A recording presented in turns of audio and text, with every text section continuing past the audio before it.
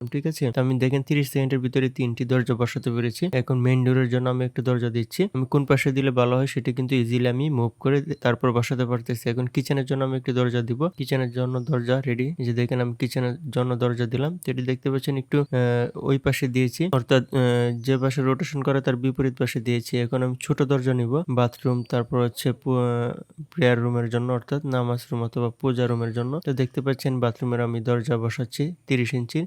এপাশে মাস্টার বাথরুমের জন্য আমি একটি দরজা বসাবো। তো দেখেন আমি এই কাজগুলো কিন্তু খুব ইজিলি, খুব দ্রুততার সাথে করতে পারতেছি। বাইরের পাশে আমাদের একটি ছোট পরিসর একটি বারান্দা আছে, সেটি এখন দেখাচ্ছি। দুঃখিত, এটি বারান্দা না, এটি একটি বাথরুম এবং এখানে একটি ছোট করিডোর একটি স্টোর রুম রাখা আছে। তো আমি এখন যদি আপনাদেরকে উইন্ডো গুলো দেখাই কিভাবে বসাবো, WD এন্টার প্রেস করে আমি উইন্ডোর সাইজ নিব। দেখতে পাচ্ছেন 60 ইঞ্চি, অর্থাৎ 5 ফিটের একটি উইন্ডো নিব, মিডল পোর্শনে বসাই দেবো। দেখেন উইন্ডো আমি বসাই দিলাম। এই পাশে একটি উইন্ডো দিলাম, আরো একটি উইন্ডো দিব আমি। এই যে দেখতে পাচ্ছেন উইন্ডো দিয়ে দিলাম। এই পাশে বেডরুমের জন্য আরো একটি উইন্ডো দিলাম। মাস্টার বেডরুমের জন্য সামনের পোর্শনে একটি উইন্ডো হবে। দেখতে পাচ্ছেন আমি উইন্ডো বসাই দিলাম। তো উইন্ডোর সামনে দেখেন একটি লাইন আছে, সেটি আমি এখন ট্রিম করে দিলাম। বারান্দার সামনে আমি একটা উইন্ডো দিব এখন। তো এটি হচ্ছে বিভিন্ন সাইজে দেওয়া যায়, আমি দিচ্ছি 42 ইঞ্চির 3.5 ফিটের একটি বাথরুমের উইন্ডো দিলাম।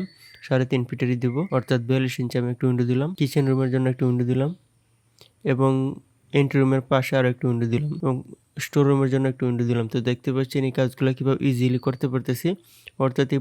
অর্থাৎ এই পুরো কাজটি কিন্তু আমি 1 মিনিটের ভিতরে সম্পন্ন করতে পেরেছি। 30 সেকেন্ডের ভিতরে সম্পন্ন করতে পারতাম, জাস্ট আপনাদেরকে বলার জন্য কিন্তু আমি একটু সময় বেশি নিয়ে সুন্দর করে বলেছি। তা যারা আমাদের সাথে কোর্সটি করতে চান অবশ্যই জয়েন করবেন।